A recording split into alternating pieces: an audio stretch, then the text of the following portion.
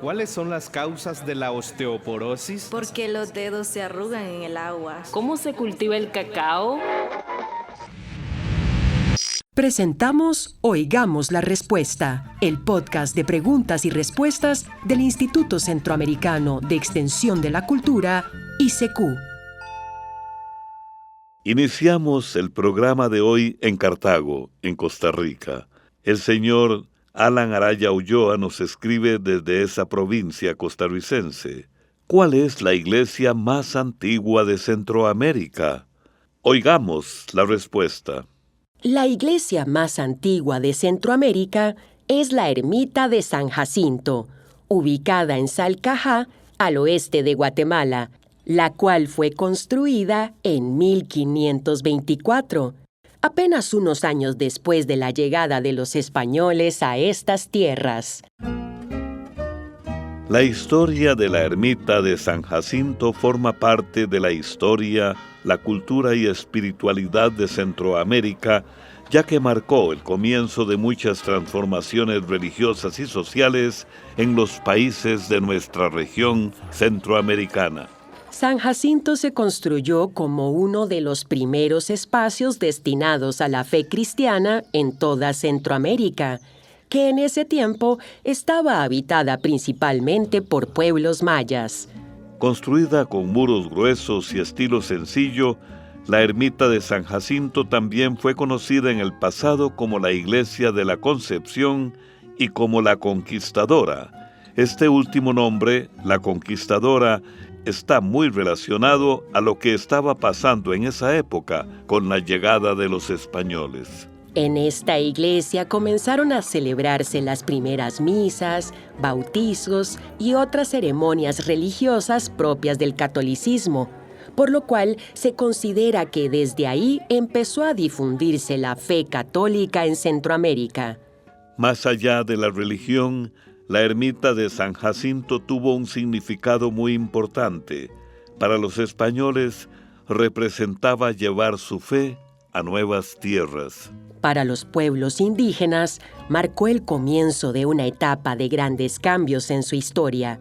Algunos fueron difíciles y dolorosos, y otros dieron origen a la mezcla de culturas que hoy forman parte de lo que somos. Por eso, la ermita de San Jacinto no solo es importante para la Iglesia Católica, sino también para toda la región. Esperamos que la historia de la ermita de San Jacinto le haya permitido imaginar mejor la importancia de este templo tan antiguo. Gracias por su pregunta, que nos da la oportunidad de mirar el pasado con respeto y sensibilidad. Desde San José, Costa Rica, el señor Rommel Araya Martínez nos hace esta consulta. Quiero saber de la película Los dos hemisferios de Luca, la historia real de Luca y su tratamiento con el citotrón. ¿De qué se trata esta película? Oigamos la respuesta. La película Los hemisferios de Luca se inspiró en una experiencia profundamente humana y también muy dolorosa. Se trata de una adaptación cinematográfica del libro con el mismo nombre, escrito por la periodista argentina Bárbara Anderson y publicado en 2019. Nosotros definitivamente estamos muy interesados en probar el tratamiento, doctor. Me da gusto. En él, la autora cuenta su propia vivencia como madre de Luca, un niño que nació en 2011 y fue diagnosticado con parálisis cerebral, una condición que aparece en la infancia y afecta el movimiento, la postura y la coordinación del cuerpo debido a un problema en el desarrollo del cerebro. ¿Sabes por qué Luca no se come la papilla? Después de años de terapias, en 2017, y después de informarse mucho sobre el tema, la familia tomó una decisión difícil y muy arriesgada: viajar a la India para intentar un tratamiento llamado citotrón, creado por el científico Raya Vijay Kumar. El caso de Luca se trató de un caso extraordinario. Su madre cuenta que después de un mes de recibir el tratamiento, el niño comenzó a decir algunas palabras y a mover las piernas por primera vez. Sin embargo, este tratamiento aún hoy no ha sido aprobado por la ciencia, ya que no existen estudios científicos que muestren que sí funciona en todos los pacientes de parálisis cerebral. Por eso esta historia suele contarse como un relato de perseverancia y amor contado por una madre. La película, al igual que el libro, invita a reflexionar sobre la esperanza en situaciones difíciles, la necesidad de acompañar con solidaridad a las familias que viven estas realidades y de comprender que cada caso es único. Sí le gusta, ¿verdad, Lu? ¿Sabía que la melanina es la sustancia encargada de producir el color de la piel, los ojos y el cabello? Las personas morenas tienen una mayor producción de melanina en comparación con aquellas que son muy blancas. Esto y más en Oigamos la Respuesta. Envíennos sus preguntas al apartado 2948-1000 San José, Costa Rica. También nos pueden contactar al correo electrónico isq@isq.org o encuéntrennos en Facebook como Oigamos la Respuesta. Estamos listos para recibir sus preguntas, pero también estamos listos para conocerlos. Envíen sus saludos al WhatsApp oficial del ICQ, código de área 506, número de teléfono 84 85 54 53. A continuación, desde San José, Costa Rica, un amable oyente nos envía su pregunta por WhatsApp. ¿Es cierto que existe la llamada chispa de zinc, un fenómeno biológico que ocurre en la reproducción humana? Oigamos la respuesta. La llamada chispa de zinc es un fenómeno real y ocurre justo en el momento en que un óvulo es fecundado por un espermatozoide. En ese instante se produce un pequeño destello de luz, visible solo con instrumentos especiales, que indica que la fecundación ha comenzado correctamente. Para entenderlo mejor, hay que saber que las células de nuestro cuerpo contienen distintos elementos químicos que les permiten funcionar. Uno de ellos es el zinc, un mineral que también está presente en grandes cantidades dentro del óvulo, especialmente cerca de la capa que lo rodea. Cuando un espermatozoide logra entrar al óvulo, se activa una reacción química muy rápida que produce el pequeño destello de luz que los científicos llaman chispa de zinc. Este destello no es solo algo curioso, sino que cumple una función muy importante. Al liberarse el zinc, la capa externa del óvulo se endurece, lo que evita que entren otros espermatozoides. Así se asegura que solo un espermatozoide fecunde al óvulo, lo cual es fundamental para que el desarrollo del nuevo ser sea normal. Además, los investigadores han descubierto que la intensidad de esta chispa indica si el óvulo está saludable o no. Por eso, este hallazgo podría ser muy útil en el futuro, especialmente en tratamientos de fertilidad como la fecundación in vitro, que es un procedimiento médico en el que el óvulo y el espermatozoide se unen fuera del cuerpo de la mujer en un laboratorio y luego se colocan en el útero para que pueda desarrollarse. El señor Nelson Schneider Picado escribe desde la ciudad de Matagalpa, Nicaragua, y nos hace llegar su inquietud por WhatsApp. Me gustaría saber sobre el cultivo de la macadamia. Oigamos la respuesta. Le vamos a contar que la macadamia es una opción interesante para nuestros países centroamericanos, ya que se vende a buen precio en otros países, especialmente para productos finos y de alta calidad. En cuanto al clima, la macadamia se adapta muy bien a zonas tropicales con lluvias y puede soportar 1 o 2 meses secos siempre que cuente con riego. Además, la macadamia prefiere suelos profundos, fértiles y con buen drenaje, porque el exceso de agua puede pudrir fácilmente las raíces.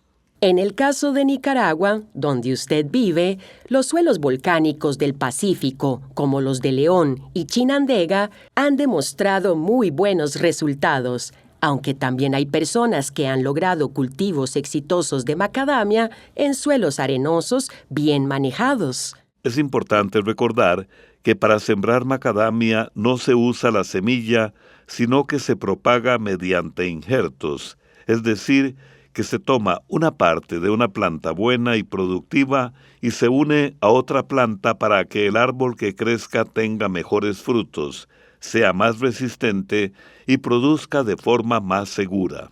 Además del riego durante la época seca, la macadamia requiere fertilización, que puede hacerse varias veces al año, aunque siempre es mejor realizar un análisis de suelo para no aplicar fertilizantes en exceso.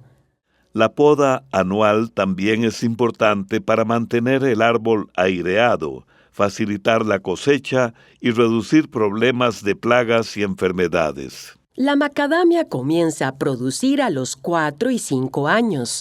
Al inicio da pocos kilos por árbol, pero luego puede llegar a producir hasta 40 kilos por planta y se mantiene productivo durante más de 40 años. La cosecha de macadamia se hace cuando las nueces caen al suelo y luego se secan al sol por varias semanas hasta alcanzar la humedad adecuada. Esperamos que esta información le sea de utilidad y le enviamos un cordial saludo y muchas gracias por escucharnos y escribirnos. ¿Qué se necesita para quemar el incienso de la iglesia y desprenda su agradable olor?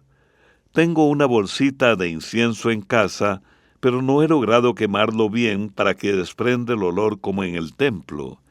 Es la consulta que nos transmite desde Cartago, en Costa Rica, el señor Alan Araya Ulloa.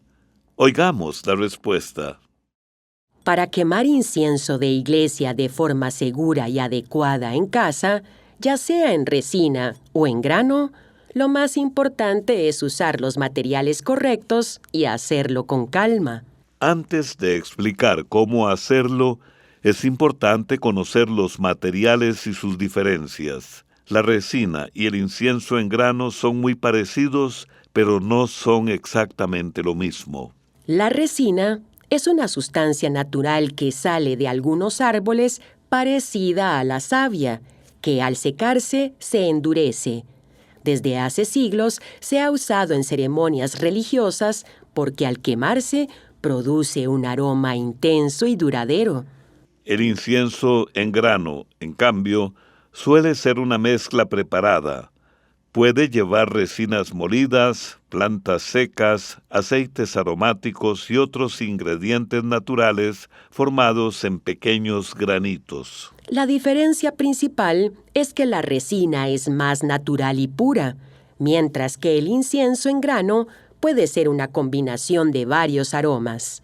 Ambos se queman de la misma manera sobre carbón caliente y se usan para perfumar o acompañar momentos de oración y reflexión. El procedimiento es sencillo. Se recomienda usar un quemador resistente al calor, como los de cerámica, barro o piedra. Dentro del quemador se coloca un trocito de carbón vegetal muy parecido al que se usa para asar carne y se enciende hasta que quede bien caliente, al rojo vivo. Luego, con una cucharita, se pone una pequeña cantidad de incienso encima del carbón. No hace falta usar mucho y se puede ir agregando poco a poco para que el aroma dure más tiempo. Por último, es importante encender el incienso en un lugar ventilado, ya que respirar mucho humo puede afectar la salud de las personas, y también conviene mantener el quemador lejos de niños y de mascotas. Usado con cuidado, el incienso puede ser una forma agradable y tranquila de perfumar el espacio y acompañar momentos de calma. Esperamos que estas indicaciones le sean útiles y le permitan disfrutar de su incienso. También pueden contactarnos a través de un mensaje de WhatsApp al teléfono código de área 506, número 8485-5453, o háganos sus preguntas al teléfono código de área 506, número 22 25 52 38, o al número 22 25 53 38. ¿Sabía que los perros galgos son excelentes corredores gracias a sus largas patas y cuerpo tan delgado? Esos perros pueden llegar a alcanzar una velocidad de hasta 70 kilómetros por hora. Esto y más en Oigamos la Respuesta. Desde San José, Costa Rica, a través del WhatsApp del ICQ, un querido oyente dice: ¿me pueden hablar de Francisco Munguía, el artista y caricaturista callejero urbano creador de la tira cómica Panties? Oigamos la respuesta. Francisco Munguía fue un artista costarricense que se destacó por pintar cuadros y, sobre todo, grandes murales en paredes de barrios, puentes peatonales, universidades y otros espacios públicos.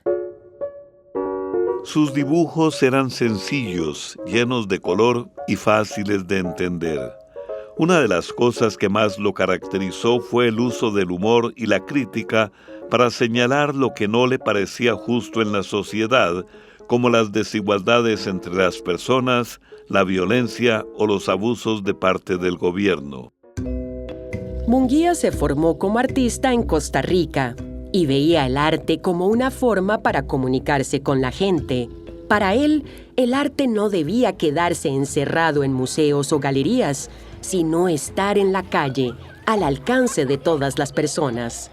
Por eso, muchas de las obras de Munguía muestran a la gente común en su vida diaria, trabajando, compartiendo en la comunidad o enfrentando problemas sociales.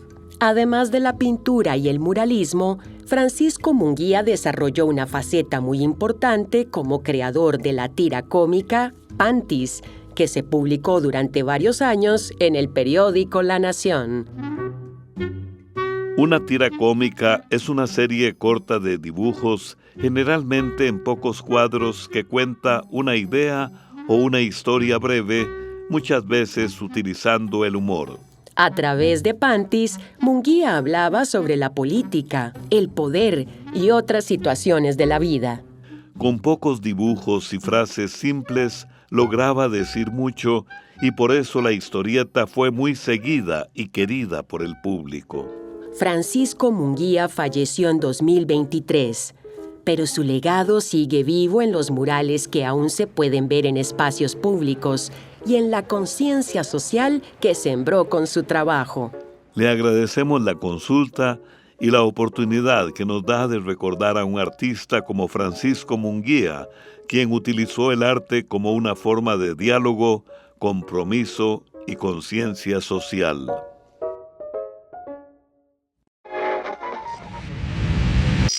Esto fue Oigamos la Respuesta, el podcast de preguntas y respuestas del Instituto Centroamericano de Extensión de la Cultura, ICQ.